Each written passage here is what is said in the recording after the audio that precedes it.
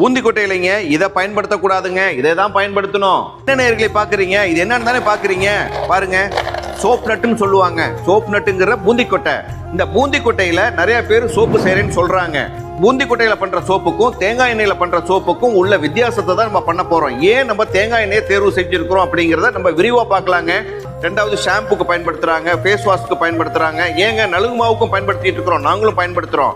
ஆனா இதுல இல்லாத தன்மை அதுல நிறைய இருக்குதுங்க.